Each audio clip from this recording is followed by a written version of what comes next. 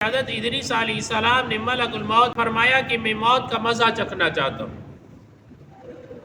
کہ وہ کیسا ہوتا ہے، اور پھر فرمایا تم میری روح قبض کر کے دوبارہ دکھاؤ، تو انہوں نے آپ کے حکم کی تعمیل کی اور روح قبض کر کے پھر اسے دوبارہ لوٹا دیا، یعنی آپ کو زندہ کر دیا۔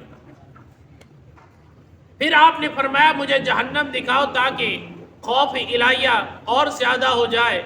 آپ کی ارشاد کی تعمیل کرتے ہوئے آپ کو جہنم کے دروازے پر لے جایا گیا۔ آپ نے مالک نامی فرشتہ جو جہنم کا دروغے کا مالک ہے، اور فرمایا کہ دروازہ کھولو، میں اس سے گزرنا چاہتا ہوں۔ چنانچہ ایسا ہی کیا گیا، آپ پر اس سے گزرے۔ پھر آپ نے ملک الموت سے فرمایا مجھے آپ جنت دکھاؤ کہ اللہ تعالیٰ کی جنت کیسی ہے۔ پھر فرمایا کہ آپ کو جنت دکھائی، آپ کے حکم کے مطابق آپ کو جنت کے پاس لے جایا گیا۔ آپ نے جنت کے دروازہ کھولنے کا حکم ارشاد فرمایا، آپ کے لیے جنت کے دروازے کھول دیے گئے، آپ جنت میں تشریف لے گئے۔ ملک الموت نے کچھ دیر انتظار کے بعد فرمایا اب آپ یہاں سے زمین پر چلے، اپنے مقام پر تشریف لے چلے۔ آپ نے فرمایا میں یہاں سے کہیں نہیں جانا چاہوں گا، کیونکہ اللہ تعالیٰ کی ارشاد کل نفس ذائقۃ الموت، ہر نفس نے موت کا مزہ چکھنا ہے، موت کا ذائقہ چکھ چکا ہوں میں۔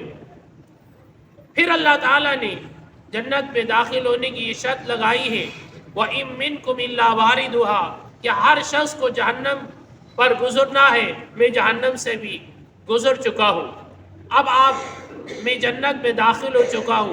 جو لوگ جنت میں داخل ہو جاتے ہیں انہیں وہاں سے نہیں نکالا جا سکتا، کیونکہ اللہ تعالیٰ کی ارشاد ہے وَمَا هُم مِّنْهَا بِمُخْرَجِينَ، جنت والوں کو جنت سے نہیں نکالا جائے گا۔ اللہ تعالیٰ کے ارشاد کے مطابق میں یہاں رہنا چاہتا ہوں اور یہاں سے مجھے نہیں نکالا جا سکتا۔ فرمایا ادریس علیہ السلام کے اس کلام کے بعد اللہ تبارک و تعالیٰ نے ملک الموت سے فرمایا اسرائیل علیہ السلام، میرے بندے ادریس علیہ السلام نے سب کام میری مرضی سے کیے ہیں، انہیں یہیں رہنے دو۔ اب علیہ السلام اب بھی زندہ ہے اور آسمانوں پر ہے، یہ اللہ تعالیٰ نے آپ کو معجزہ عطا کیا۔ اب بھی زندہ ہے اور آسمانوں پر، اور یہ اللہ تعالیٰ نے آپ پر اللہ تعالیٰ نے خاص فضل و کرم فرمایا۔